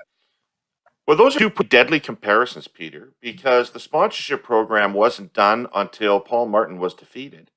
And the gas plant scandal wasn't done until McGuinty resigned. And even then, it still had some legs, as we found out later. But nonetheless, it took those kinds of actions to staunch the bleeding from those two scandals. Are you suggesting that Trudeau ultimately has to go to staunch this? No, I'm suggesting there were a lot of false dawns along the way for both of those things, right? Where we thought it was behind us, where governments took remedial actions to kind of fix it. I mean, the whole gas plant thing turned out to be, the scandal was the McGuinty did what the opposition wanted them to do, right? But that's another matter that got lost. But at the end of the day, these are the commonality is that these are the kind of issues that people don't forget, right? Like this whole we thing kind of doesn't sit well with people. It kind of feels weird in people's stomachs, and that sometimes when we try and finagle our way out of it, we make it worse. And so brought down those governments. Listen, the government is very fortunate right now, or not right now. The election result is fortuitous for the government in terms of the composition of the House of Commons, because it requires basically all three opposition parties to come together to bring them down. And then it only takes one, or it only takes two. This time it takes all three. So that is like a super insurance policy for the government in terms of falling prematurely. Because I can't picture, I have a hard time picturing a situation in which the interests of all three opposition parties are aligned. Particularly the NDP. And so that'll buy them some time. But at the end of the day, there's going to be reckoning over this. Who can predict the next election? Listen, the Conservatives, with a total dud as leader, almost won the last one. And all the big names took a pass when he became leader, thinking that Trudeau had a lock on it for a second term. There's no guarantees in these things. Jenni, Peter makes the point that while nobody would suggest that we is unimportant, that the evidence would be that Canadians are largely seized with issues of fear of COVID and the economic crisis. The government's going to introduce a budget this fall, a throne speech this fall. The Conservatives are going to have a new leader this fall. Even though this is generating points and mileage for the opposition, at what point do they have to start thinking about, do we need to be talking about the other things? Do we need to be shifting our focus from sort of exclusively hammering the government on this subject and starting to engage on either the virus front or the economic front, more likely the economic front? Like, is there a danger? Is there a danger that even though you're on the right side of it, that it may be overplayed if other bigger issues are in the window? But I think it speaks right to the economic concern that people have. In terms of the virus front, that's consuming everyone's life, and I don't think that's going to change anytime soon. And that speaks for all political parties. But in terms of the economic side, this is why Trudeau has taken a hit for this in the polls that we've seen over the last month and a half. It's been, it has been about a month and a half since this whole thing broke, and it's because as people are out of work, there's still 11% of Canadians are unemployed right now. As people are out of work and businesses are going under, you have a government who seemingly was giving a close to $1 billion program to their friends, to millionaire friends who didn't have the capability to be able to deliver it, and who also paid a salary to family members of the finance minister and prime minister. So I actually think it speaks exactly to what this government's priorities are in terms of the economics. And I think that it is going to be part of the narrative as Canadians see what this government does next. Because their priorities aren't for Canadians. Their priorities are for themselves. Okay. So, new topic. I know it's a secret ballot. I know we don't know anything right now. I know we're only days from knowing. But let's not stop from speculating. So the Conservative leadership will be decided this weekend. Yes. And yes. Ballots are in. Yeah, ballots have to be in by 5 p.m. on Friday, and the count will be around, based on me doing media, I'm told count will be around 5:30, 6 o'clock, or the announcement, or it'll start. I'm sure they'll make it as boring as possible. It'll be like a Zoom call, and like they'll read the results and not do it like province by province and what have you. It'll make the last Peter, what have you thought of this leadership exciting? What have you thought of this race, Peter? Whatever. I mean, it's kind of been uninspiring, but I'm not that interested in politics. No, but whatever. I mean, it doesn't matter. It doesn't matter in the sense of whether I was turned on by the race or whether Canadians were. Listen, Pierre Trudeau, by any measure, one of the most impressive, towering figures in our country's history, only lost once. To who? One of the most unimpressive party leaders ever, okay? Joe Clark. The fact is that when people want to change, they want to change. The question is, will people want to change next time around? Listen, I still maintain that if Scheer hadn't have been such a dolt in this last election, he could have won. Either of these guys are a big step up from Scheer. Okay, they represent the Conservatives come to the table with 80, 90 seats in their pocket to start with. Okay, both these guys represent an opportunity to build on that. They're not from Western Canada, which I think is a good thing for the party right now. They both, despite having a kind of, I think, suck up to the social conservatives and the red meat eaters too much during the leadership. I think they both understand intuitively that they need to go. They need to appeal to a broader cross section of Canadians in an election. Listen, what the Conservatives need to do next election They need to run the kind of campaign, I hate to say it, that Doug Ford ran last time in Ontario, which is basically, it's not about slapping your face with social conservatism. It's about actually saying, oh, your message is simple. These guys are wasting your money. We're not going to. We're going to run a tight ship, period, full stop. That's what winning Conservative campaigns do. Can either of these two guys project that? Probably. Are they perfect? No. I mean, are they bright? I don't know. I mean, I'm not thrilled, but I'm not the target audience. But will they strike Canadians? Would either of them strike Canadians as being reasonable leaders who could take charge of the country? I think they could. Does a really strong showing by Leslyn Lewis change how people think about the party? Does it change the image of the party a little bit if she comes in, for instance, second in this race? I don't think so, because I think that at the end of the day, people forget who came second to. Who came second? Well, we don't remember that Whitmer came second to Ford, but I mean Max Bernier came second to Scheer, or he may have won. Who knows? But it's not as if, well, that was a factor in Scheer Scheer in the next election. No, I don't think so. I think people remember the winners, and whoever wins has to. Build a team. Being leader of the opposition, it's the worst job in Canada. Comes with a nice house, but that's about it. And you can't get arrested as leader of the opposition. Very tough to break through. Everyone wonders where the hell you are. What are you doing? Everyone's super critical of your performance. And all the armchair analysts are telling you what you're doing wrong. And you got two or three things to do. You got to get your organization together to win the campaign. You got to pull a team of candidates together that, half a dozen of which look like they're going to be, they could be credible cabinet ministers. And you need to raise money and put together a platform. That's it. So in other words, and when we don't know when the election is, because we're in a minority parliament, that work becomes even more important, more acute. So that's what whoever it is has to focus on. And when an elections, even when people don't want an election, we're going to see in New Brunswick now, they're going to have a COVID election. We'll see how that goes, whether people blame the government or whether, and punish them, or whether people say, once the choice is before them, they say, okay, I'm not happy about having a vote now, but who do I want to be in government for the next few years?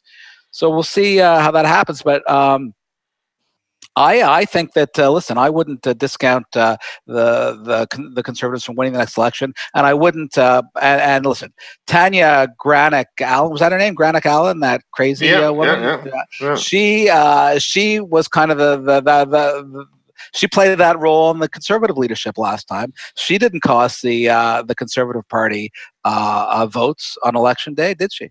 Tanya Granick Allen came in dead last in that leadership race, and it was Elliott, not Whitmer, that came in second. Sorry, did I say Whitmer? Yeah, you're right. How soon we forget? It shows how important coming in second is. Leslyn Lewis has ran a fantastic campaign. I think she could be the story of this race. I'm not sure. I don't think she's got any chance of winning, but I think she is a smart, intelligent woman, and I hope she.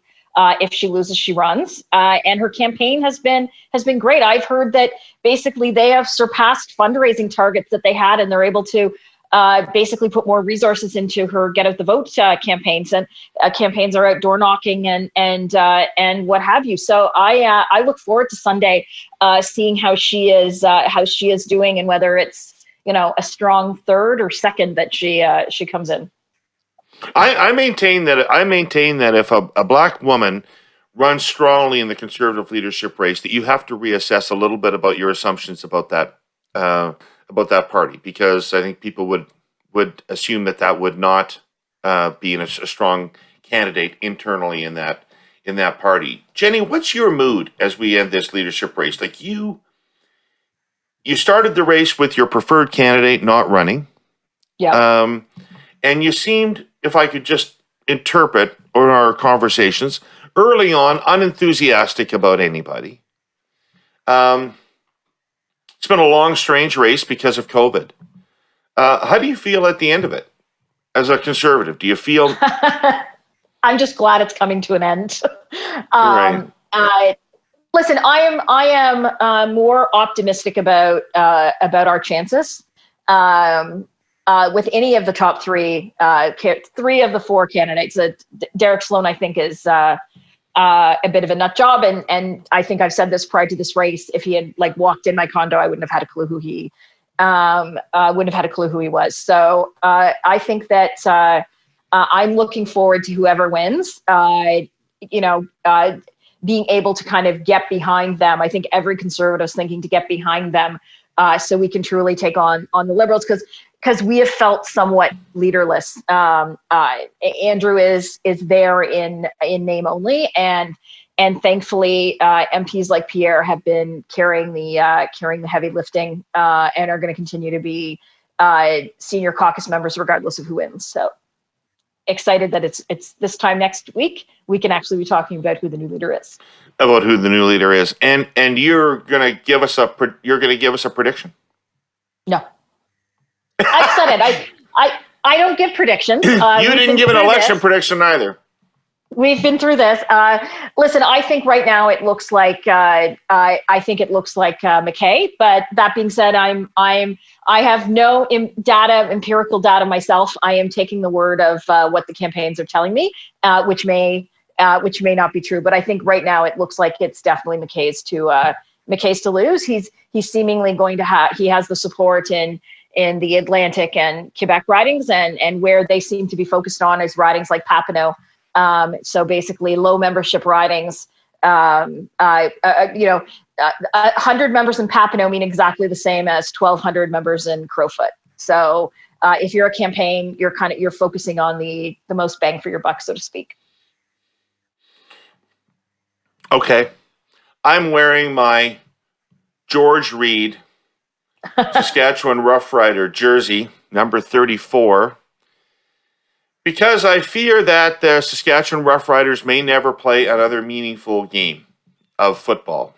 It was announced yesterday that the CFL has canceled its 2020 season, will not attempt to go to Winnipeg and bubble and play a shortened season, because they were seeking a $30 million interest-free loan from the federal government, and they didn't give it to them. And so why when you are sloshing around, and Peter Donolo, if I was looking for somebody to really back me up on the CFL, I might not have chosen Peter Donolo to be our guest today, but I have a feeling about where he's going to come down on this. But from my perspective, if you're going to be dropping $400 billion, why can't you loan the CFL $30 million?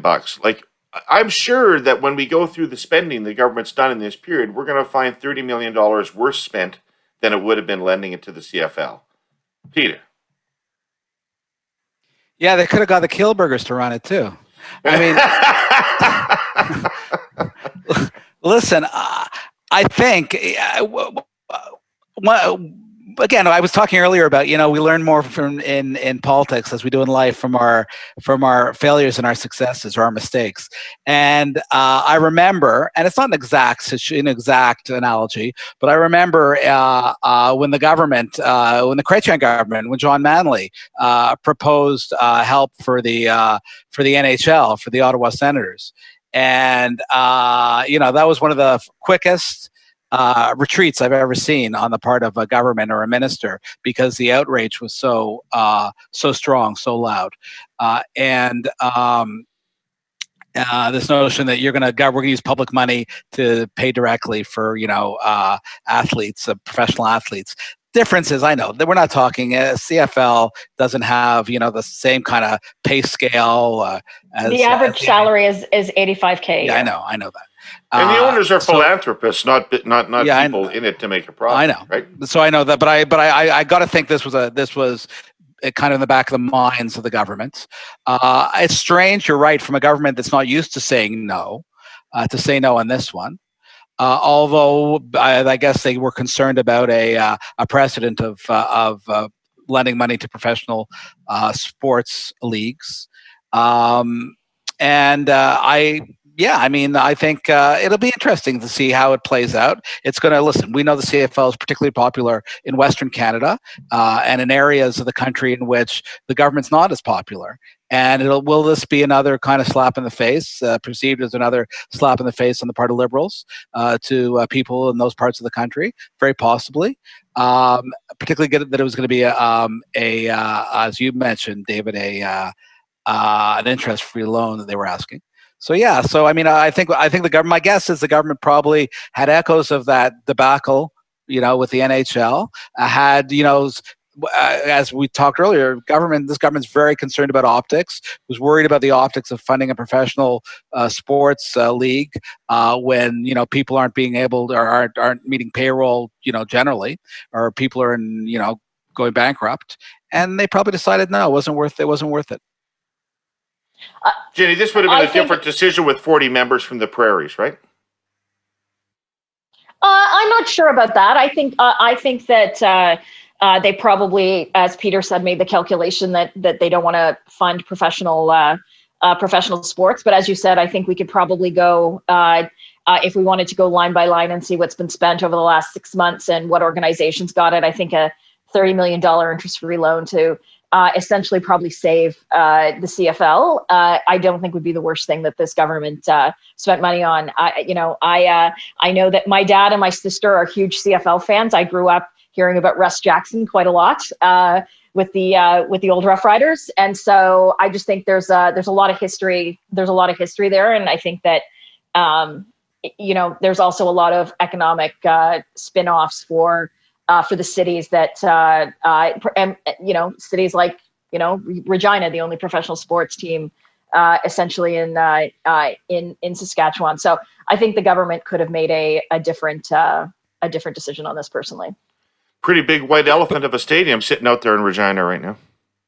But, there's a broader point, which is you both referred to, which is really super important, is that, I was talking about, the wartime atmosphere when you kind of like, we're at war, damn it, we've got to do everything we can, throw everything at it. We'll ask questions later. We'll dot the I's and cross the T's later. That's been at play, pushing hundreds of billions of dollars out the door, okay? The fact is, a year from now, that sense of urgency won't be shared by the opposition and the media, who will be going over how this $350 billion has been spent with a fine-tooth comb, okay? And that they're going to, if you spill 1% of that, okay, that's $3.5 billion, okay? They're going to find, and, spillage and something like this is going to be tremendous. They're going to find stuff that is not going to bear the light of day, not going to bear the scrutiny in the light of day, 6 months, a year from now, that it's going to cause huge embarrassment for the government. And it's inevitable. I'm not saying it's been done, even the most competent government in the world imaginable, spending those kind of multiples of billions of dollars, some money would end up in the wrong places. And that's going to happen for sure. And that's going to be an acute, long-term political embarrassment for the government, for any government that's spending like this. And the opposition really needs to be sharpening its pencils for that eventuality. All right. The most exciting event of the last week for me in politics was easily the selection of Kamala Harris as Joe Biden's vice presidential running mate. I love Kamala Harris. She was my choice for president to win the Democratic nomination. And for me, what had become sort of a forced march on behalf of Biden to defeat Trump became a much more exciting, optimistic kind of scenario with her there. What do you think about that pick, Jenny? Well, I don't think it's a surprising pick. I think that who's been rumored for the last couple of months. In terms of politics, was she not the first person that had to drop out of the Democratic race for lack of support? No. She dropped out when she could have probably still stayed in, but. I don't know. I don't recall that she was the first one out. Maybe I'm wrong. Anyways, I think that this is a very important vice presidential pick, just simply because of Joe Biden's increasingly concerning health and mental capacity. So this was a very, very important choice for the Democratic Party. What is this increasing concern over his mental health? What is this nonsense? You getting talking points from the Trump campaign? Give me a break. I just watched him on TV. He can't. Yeah, I watch him on TV too, and I put him up against that nut bar Trump any day of the week. But you liberals. Oh yeah, I know. I don't need lectures about how Trump touches a nerve. Trump touches a nerve with whack jobs. Okay, because of the size of the U.S., there's tens of millions of them. So let's deal with that. And you know what? You guys both know that I actually, when it comes to Biden, have for a long time actually felt he was exactly the guy to bring down Trump. And you know what? You know who he reminds me of in a lot of ways? The guys that conservatives, the guy that conservatives dismissed with the same kind of language 30 years ago for being Prime Minister of Canada. Is this the face of a Prime Minister? Chrétien's yesterday's man. Chrétien's senile. Chrétien's out of touch. Chrétien's health is a problem. Christ, Jenny, maybe you were in romper room at the time, but I remember it. Okay, and Chrétien and Biden actually share a lot of the same political qualities. Blue collar sensibility, a sense of community, a sense of this country that both of them understand every corner. I'm not finished. He was 20 years younger at the time. He was 20 years younger at the time than Biden is today. I'll buy that. But that's the big difference. The other point I'd make is that the other thing they shared is a sense of being this constant underestimation by both the elites and their political opponents. And the U.S. is in, I talked about the crisis our country was in 30 years ago. The U.S. is in a crisis of its own right now that has echoes of what we went through 30 years ago, but the repercussions because of their size and power are so much more significant. They're not, we were splitting apart over national unity. They're splitting apart. They're on the cusp of civil war if that country's not returned to sanity with a kind of sane, grown-up government. And I actually think, listen, I didn't mean to go on a jihad, I just did, but I'll tell you, but Jenny triggered me. I'll tell you that Harris was. It's one of these choice works well when it's both so obvious and still everybody gets excited over it. Nonetheless, okay, she's the perfect choice. She'll help prosecute the case against Trump. And the important thing is he couldn't take chances. Some of these other names were interesting, appealing, but he couldn't take chances. He had to take someone who was a proven performer. Whether or not where she placed in the primaries is sort of irrelevant. Al Gore pulled out of the primaries early in 1992. George H.W. Bush embarrassed himself in the primaries in 88, particularly in terms of what he said about Reagan. So 1980, sorry, not 88. So so I mean, I don't think that's a factor. The factor is there's this combination of Biden and Harris actually kind of enhance the Democratic ticket, make them more electable. I think absolutely it does. And so I think it's very positive. And by the way, the first night of the convention last night was really interesting in the sense of it was sort of like an infomercial, okay, which I think is impossible to avoid when you can't have a live audience or a hall filled with people. But it was also kind of like the best foot forward of the Democratic Party, and to see I thought that Michelle Obama was incredible. And the kind of the urgency of her message was pretty powerful. I thought they did a good job. We'll see what the next couple of nights are like. Jenny? Yes. Do you have anything to say? No, I have nothing more to add. Yeah. On this stuff, I don't have as much fun engaging in it than you guys do because you're too emotionally invested. Yeah, there's a lot to be emotionally invested when you've got an authoritarian, a fascist racist across the border who is dragging his country into authoritarianism. Yeah, who's fomenting race war. Yeah, there's and while he's at it in his spare time, puts aluminum tariffs on his closest neighbor. A lot to be emotional about. And I don't think Trump is somebody that we can kind of say whose skill set at rabble rousing and stirring the pot we should admire in any technical way at all. I think he's a menace. So yeah, I'm emotional about it. But I also think that that in a sense, Sleepy Joe, quote unquote, might be the perfect antidote to this guy. Why do you think that? Because there's all the evidence I see tells me that this schism in American society is not ending with this election. I think that's true. But what needs to happen is the tremendous vitriol needs to be tapped. Some of it needs to be tapped. As much of it needs to be tapped off as possible. Okay, so Trump is an interesting character. He's both the result, the consequence of all this anger and politics of division, and the instigator of it at the same time. So you remove him as an agent from it, and I don't care if it's Tom Cotton or Josh Hawley or the television show host, the rich guy. What's his name? The guy on Fox. Oh, what, Hannity? No, the other guy, the one who wants to run for president. Whatever.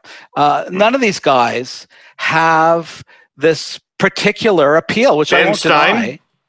No, the guy, whatever. The guy was married to the frozen foods heiress. Whatever. It'll come to me. Anyway, none of these guys have the particular appeal of Trump to kind of personify the sense of nihilism that is so prevalent amongst such a wide swath of Americans. So I think once he's removed from things, listen, the minute he's ex-president, okay, and this isn't guaranteed, this might not happen, I hope it does, but the minute he's ex-president, he's not going to stop tweeting, but his tweets will stop having the kind of monumental impact that they do right now. And so, yeah, you're right. I mean, listen, Quebec separatism didn't die when we won the 93 election. Christ, we almost lost the 95 referendum. But it was a moment. It was a beginning to build back. I'm sorry. Okay, I'm sorry. But there are certain things that Trump has done that is actually making people's lives more affordable. If you look at the 4 executive orders he signed on pharmaceuticals, it's lowered the price of insulin, for example, for lower and middle class Americans by close to like 80%. Yeah, but Jenny, he's in court right now during this worst pandemic in the last 100 years. He's in court right now trying to take away the last vestiges of protection of Obama from Obamacare that they have. Come on. Okay, but I would, if you have asked probably lower middle class Americans whether Obamacare or the executive order, 4 executive orders he signed last month, how that affected their life, which do you think they're going to say has helped them? If they every month, if they have type 1 diabetes, for example. Bread and circuses from a guy who's trying to steal away the democracy of the country. That's what it is. Okay. I'll be honest, this conversation, this kind of stuff, this work going in circles, it's kind of a boring conversation. Yeah, I don't think the fate of the United States is a boring subject, but I'll grant you that. Yeah. All right, folks, that's it for another week. Covered a lot of territory. I want to thank everybody for listening. If you had a good time listening to the show this week, give us a shout out on social media or a rating on iTunes.